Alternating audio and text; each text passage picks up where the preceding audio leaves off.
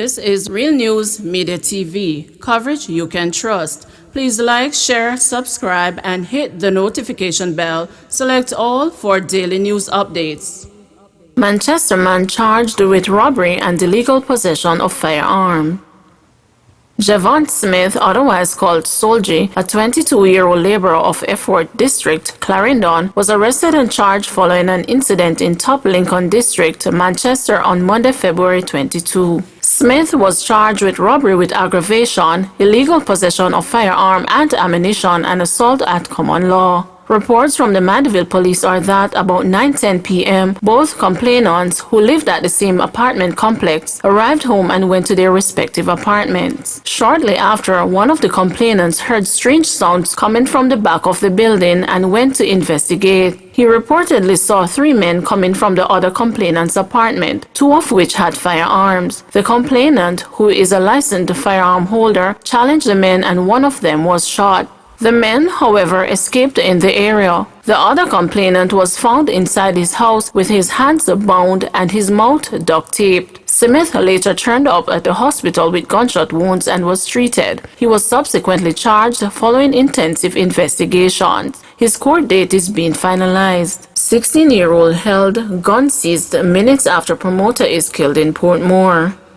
The quick response of the St. Catharines South Police led to the arrest of a 16-year-old suspect and the seizure of a firearm less than an hour after the murder of 43-year-old promoter Rohan Martin, otherwise called Roger, at Macpherson Drive, Old Britain in Portmore, St. Catherine, on Friday, March 5. Reports from the Portmore police are that about 2:30 p.m., Martin was attending a funeral service at a church when a Nissan Latia motorcar drove up. Three males, one of them a teenage suspect, reportedly exited the motorcar, shot Martin several times and then fled the scene in the car. A police team that was at the location to enforce aspects of the Disaster Risk Management Act saw what unfolded and pursued the gunmen. The lawmen intercepted the motorcar in the Greater Portmore area. Two of the men escaped, but the teen was held and a Springfield 9mm pistol and a magazine containing one round were seized. The search for the other two men continues. Man charged for fatal stabbing in Portmore.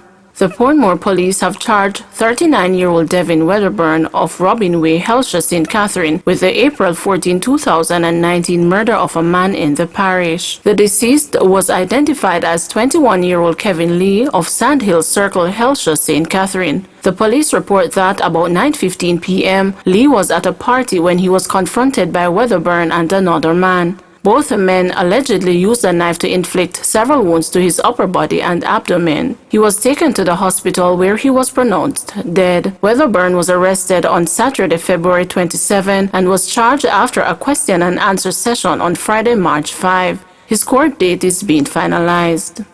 8 vendors affected by fire at Ocho Rios Market.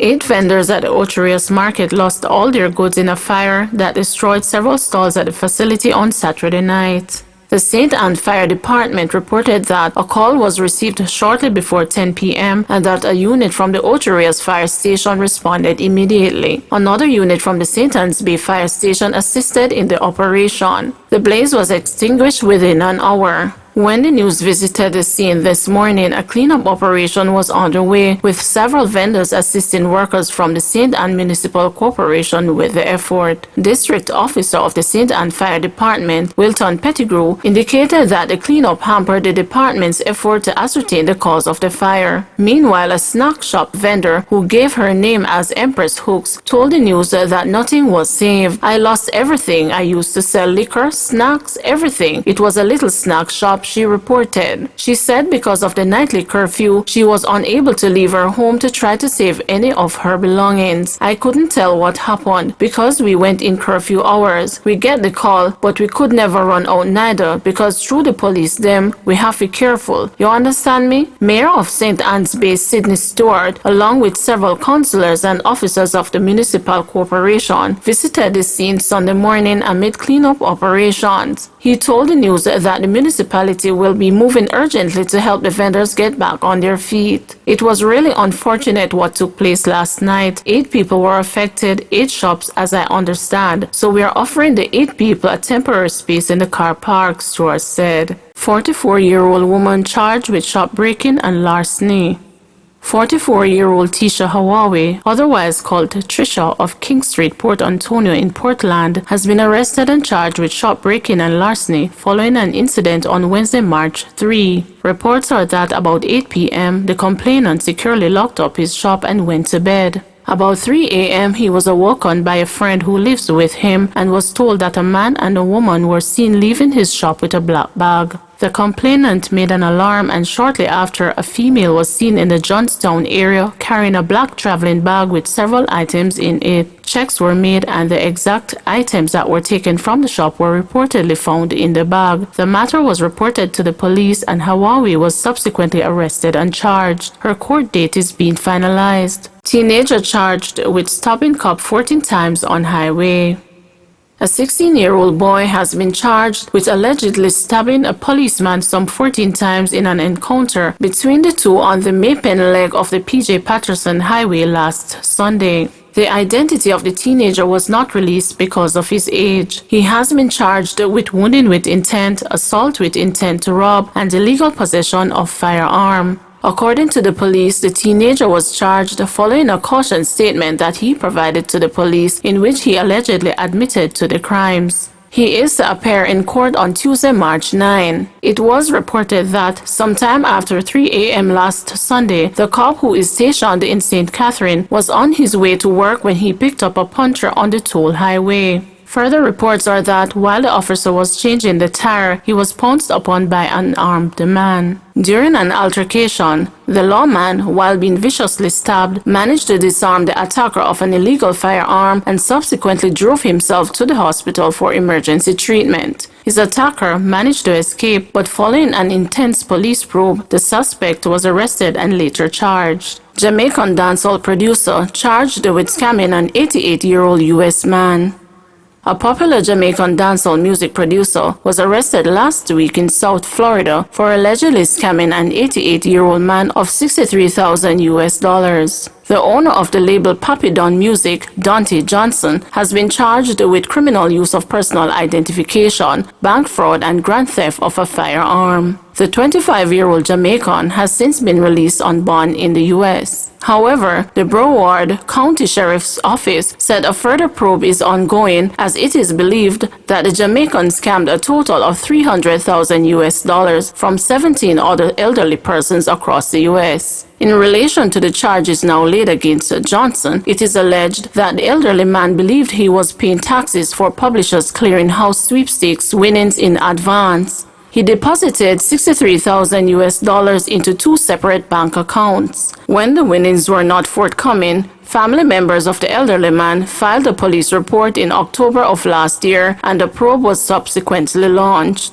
Johnson was later identified through video surveillance as a person who allegedly used the victim's identity to withdraw funds. With assistance from the Broward County Sheriff's Office Plantation Police Department, Sarasota deputies executed a search warrant on Johnson at his Plantation, Florida home on Wednesday, March 3. During the search, detectives recovered more than $17,000 US in cash, a stolen firearm, and several electronic devices. The Jamaican was subsequently arrested and charged with the stated offenses. Johnson grew up in St. James, Jamaica, and is a past student of Cornwall College. Gun seized in St. James. 3 men arrested.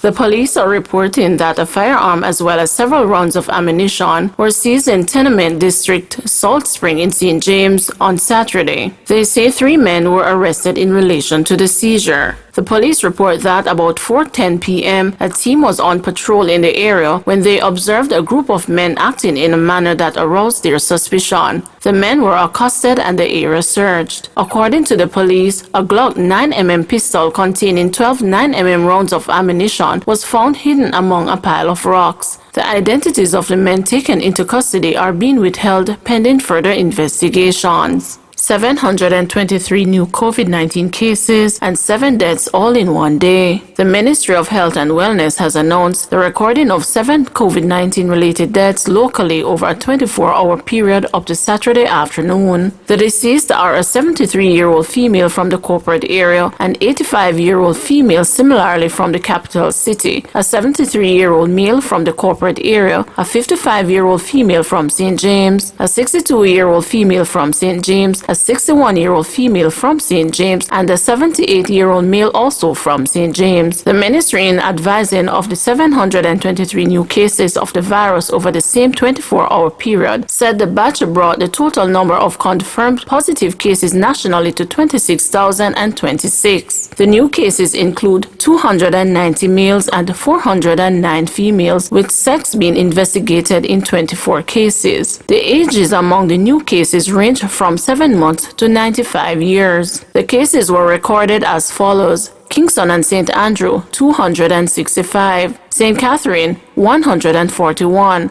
Portland, 58, St. James, 54. Over the 24-hour period, a total of 2,640 samples were tested, the ministry reported, and recoveries have increased, with 142 cases being recorded over the one-day period. The ministry also reported that of 271 persons now hospitalized with the virus, 31 are classified as being moderately ill, while 31 are classified as being critically ill. Please remember to like, share, subscribe, and hit the notification bell. Select all for daily news updates.